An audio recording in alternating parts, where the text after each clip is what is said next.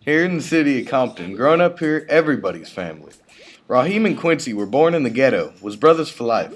One gets in trouble, they both get in trouble. When Quincy was born, he had a minor case of AIDS. He didn't realize, nor did his parents at the time. Raheem and him wanted to make sure that they was down for whatever. Raheem thought it was a great idea to be blood brothers. When they did a ceremony, he transmitted the AIDS. The young kid died shortly after his brother did.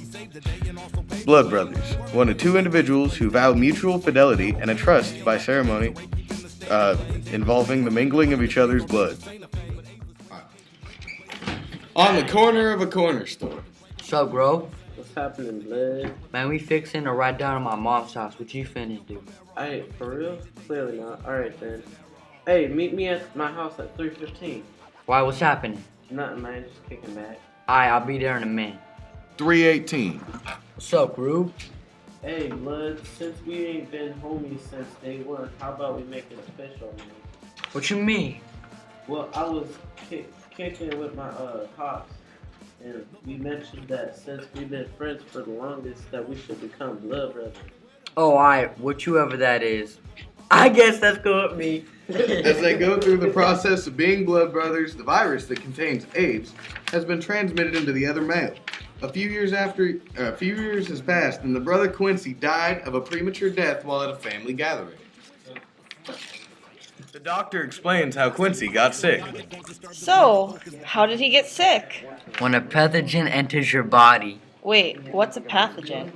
pathogen is a virus or microorganism that causes a disease by attacking your body. Oh, well, how did he get it? HIV can be spread through contact with bodily fluids. People can get it through unprotected sex or contact with blood. He would have had to an open cut or wound through it because HIV can't enter through your skin unless there's an injury. So how did he get sick so fast? HIV is a strong virus. It can reproduce very quickly. First, the virus enters his system. His body's immune system would start to fight back immediately. A kind of a good white blood cell called a macrophage would go out and attack the HIV virus. The macrophage would send out helper T cells to produce two other types of cells to clean up the rest of the virus.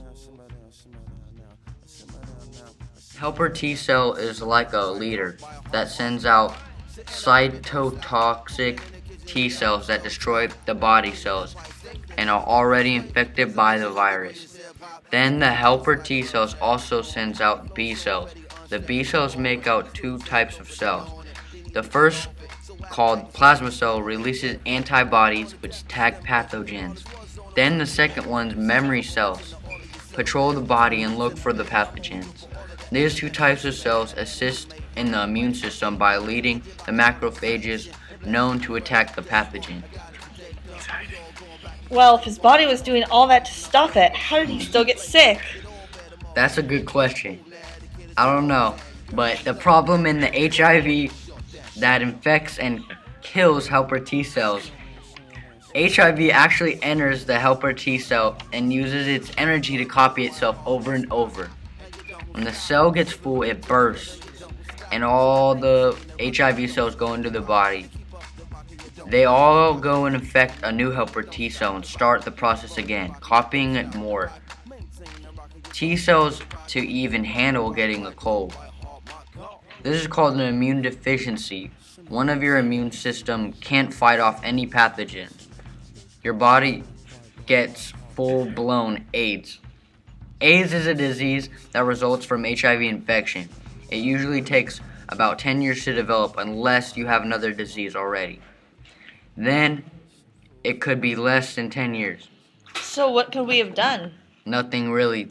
There are some drugs that can slow the virus down, but there's no cure yet. Jesus